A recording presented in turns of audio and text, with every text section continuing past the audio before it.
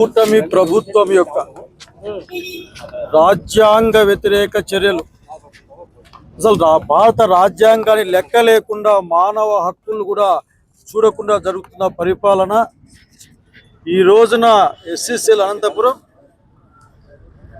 జగన్మోహన్ నాయకత్వాన్ని ఒకటే మాట చెప్పాలనుకుంటా ఉన్నాం. భారత రాజ్యాంగం జీవించే హక్కు ఆర్టికల్ 21 ద్వారా ఇచ్చింది.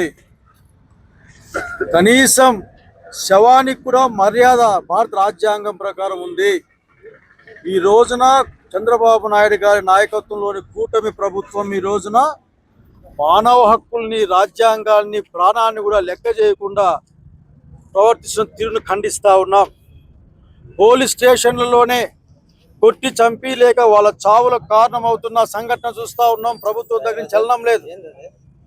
ఏమైనా మాట్లాడితే చనిపోయిన వాళ్ళకి నేరం ఏమన్నా ఉంటే కోర్టులు చూసుకుంటాయి, వాళ్ళు చూసుకోవచ్చు ఆఖరికి. కానీ చంపేసిన తర్వాత శవం లేదు, బూడిద లేదు, అసలు సమాధానం చెప్పేవాళ్ళు లేడు, ఈ రోజు కూడా మాట్లాడేవాళ్ళు లేడు. ఆ క్రాంతి కుమార్ అనే పేరు పోగు వాళ్ళ అబ్బాయి అయితే చివరికి నేను చచ్చిపోతా ఉన్నాను, తట్టుకోలేకపోతున్నా పోలీసు వాళ్ళ దెబ్బకి నేను అని ఆత్మహత్య చేసుకున్న పరిస్థితి. జగన్మోహన్ రెడ్డి గారు సాయి విషయంలో వచ్చి బయటకు వచ్చిన తర్వాత మాత్రమే ఈ కేసులన్నీ కూడా పెద్ద ఎత్తున బయటకు వస్తూ ఉన్నాయి.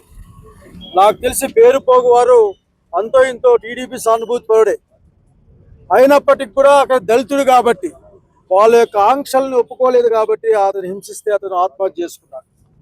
అదే ఇక్కడ ఆందోళన మాట్లాడితే నేరస్తులు సపోర్ట్ చేస్తారు. రాజ్యాంగం ఏమి చేస్తే చేయమని కోరుతా ఉన్నాం.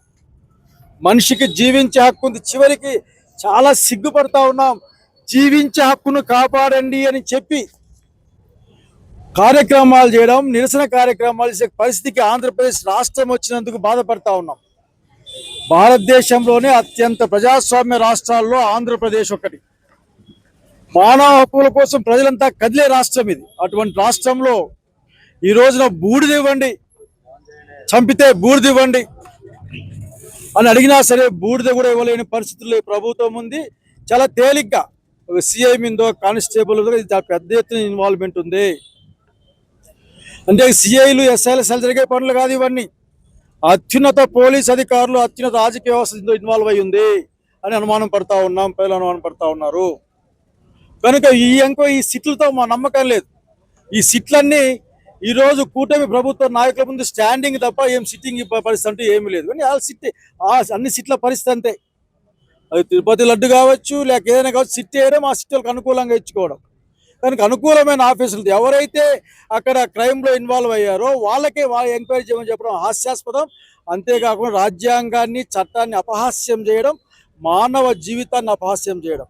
కాబట్టి డిమాండ్ చేస్తూ ఉన్నాం. ఈ రోజున జీవించే హక్కును కాపాడడానికి ఈ దేశానికి ఆదర్శంగా ఉండాలి. ఈ దేశంలో ఇటువంటి సంఘటనలు పెరిగిపోతూ ఉన్నాయి. కనుక సిబిఐ ఎంక్వైరీ వేయాలి. సిబిఐ ఎంక్వైరీ ద్వారా మాత్రమే అంతో ఇంత నిజాలు బయటకు వస్తాయని ప్రజలు నమ్ముతూ ఉన్నాం.